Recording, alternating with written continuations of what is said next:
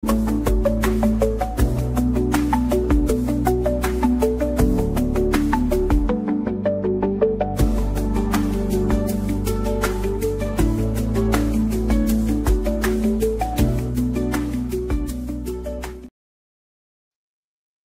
Ma'amsat. Kahapon, Ma'amsat, kagabi, pinakinggan natin itong si Pebbles, mga kabsat. May pasabog siya kasi may plano itong si Pulong at saka si Sara dito kay Pebbles na pinapahanap. Ayun, paktay. Nabisto kasi ni Pebbles yung mga plano nilang gawin, especially nung September 21 na nabigo sila kasi nga nagbigay ng babala itong si Pebbles, mga kabsat. Naku po, ito ngayon.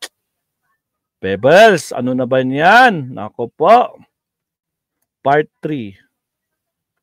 Pebbles. Talakera. May part 3, may part 4 daw siya eh. May nakita ko kanina part 4 kaso wala pa sa video. Kaya pakinggan na lang muna natin tong part 3, mga kabsat. Part 3 muna tayo. Dito tayo kay Pebbles. Part 3 tapos subukan natin kung may papalabas ko yung part 4, sige, go tayo. Pero for the meantime, part 3 muna tayo. Ito yung continuation. Tapos na tayo sa part 1 and part 2. Ito, part 3 tayo kay Pebbles. Part 3 ng pasabog ni Pebbles. Please watch nyo, mga chururut. Okay, pasok. Nainip ba kayo sa part 3? Itutuloy natin to. Laban. Ipatutumba na ako, alang namang manahimik pa ako. Sige, tuloyan mo na, Pebbles. Umpisahan natin kay Chavit. Naku, kay Chavit. Bakit siya kasama sa eksena na to na mapatalsik ang presidente? Siya na rin naman yung nagkwento na pumunta siya, dumalo siya sa bahay ng mga Marcos sa Ilocos Norte. Nagiging bobo. Tapos dala niya raw yung mga papel ng Metro Walk kung saan nakatayo yung Luis Chavit Singson Budol Company niya. Yung lupa na yun sa Metro Walk na napunta sa kanya. Alam nyo ba, yung lupa na yun kasama yun sa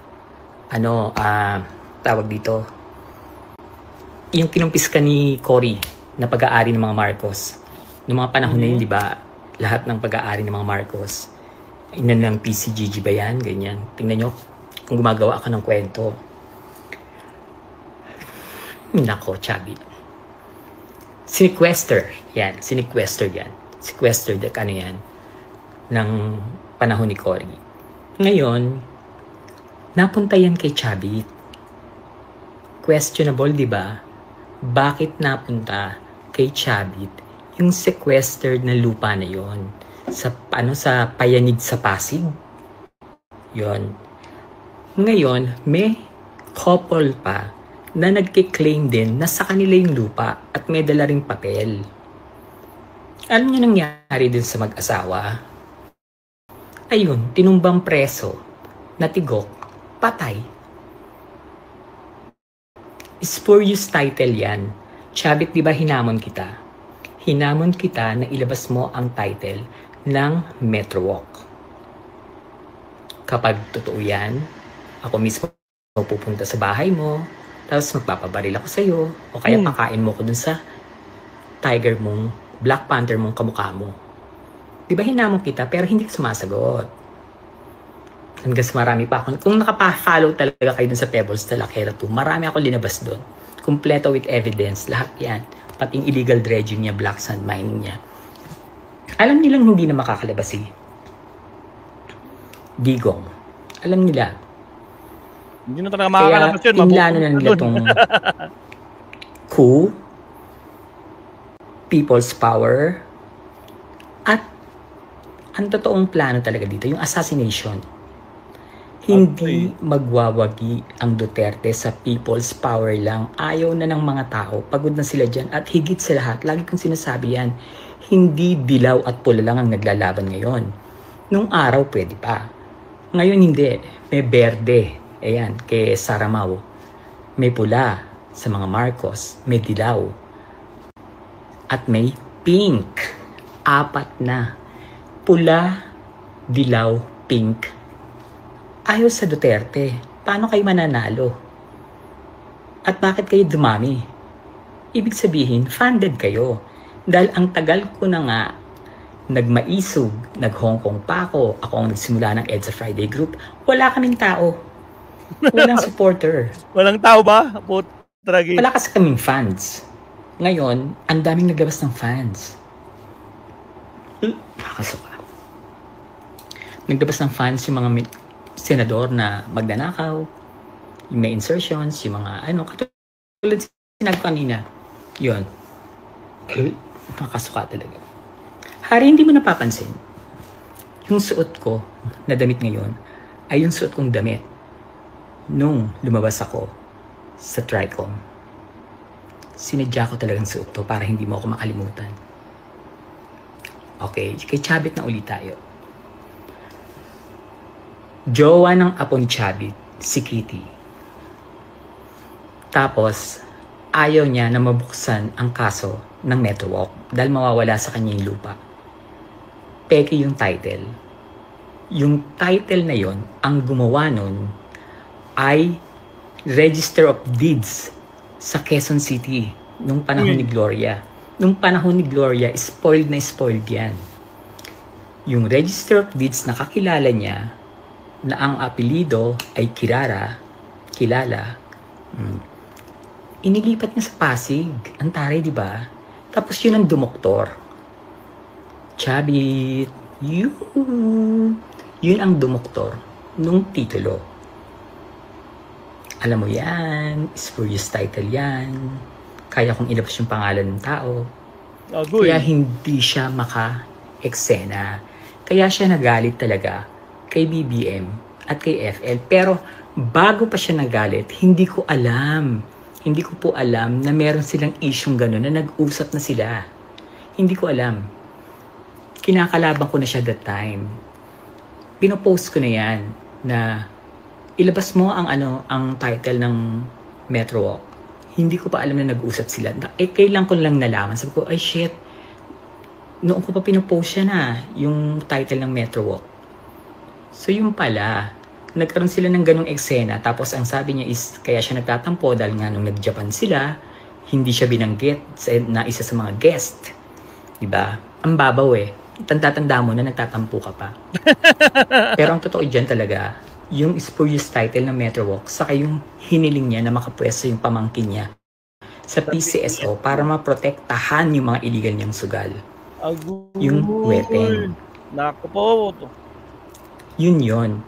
Kaya pinlano nila lahat yan, si Chabit ang sa revolution, yung mga rally-rally, magbabayad ng mga manggugulo, kay Chabit yan. Sa kanya na pupunta yung pondo. Iba pa yung mga mag-a-assassinate. Ay, sa Davao grabe. naman yun. Sila ang kukuha doon. Ngayon, yan Sara Army na yan, nung nabuking ko yan. Yan na, yung Sara Army. Pinost ko yan ng, anong date ba to? September 20 rin yata. Pinost ko na lalabas ng Sara Army. Mga private army daw ni Nabuking Sara. ko yan, alam mo Roque kung saan.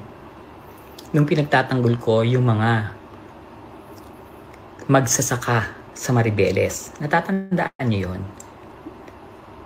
Nagpunta ako mag-isa sa Maribeles, tapos in-interview ko yung mga magsasaka na ang land grabber is si Roque. Ninakaw mo yung mga lupa ng magsasaka. Lumabas na lang na ang title ng mga lupa ay canceled na. Tapos nakalagay sa likod yung company na First Bataan, something like that, na nakasulat yung Myla Roque, asawa ni Roque, nabayad na raw ng 2 million.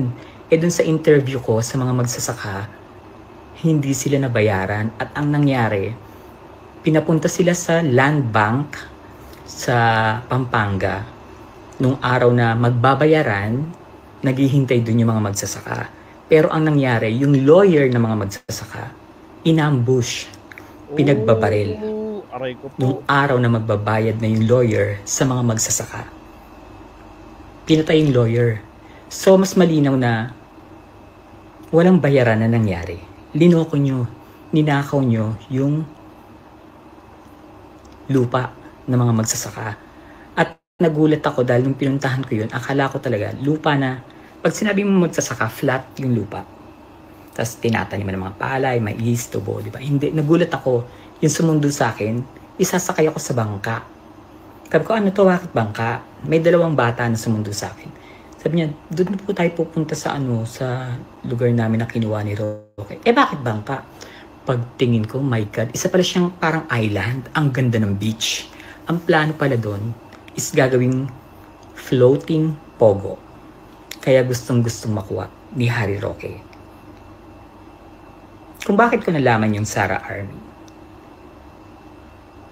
Dahil nabuking ka ng isang Sara Army dun sa ginagawa mong pagnanakaw. Agoy. Diba? Alam mo yan. Nabuking ka. Nung tinutulungan ko yung mga magsasaka, sabi ko, sinong tumutulong sa inyo? May tumutulong po sa amin dati, ganito, ganyan. Research ko yun. Roque, sagutin mo to ha. Itong sinasabi kong to. Bakit ka tumakas? Kasi mabubuking lahat to.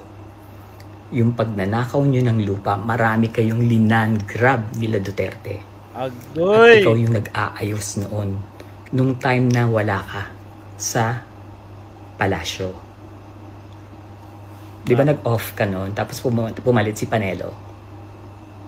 Yun yung time. Grabe naman mga kabsat. Agoy, agoy, agoy, agoy. Dako. Nabibisto lahat ng mga plano nila mga kakabsat. Talaga naman eh.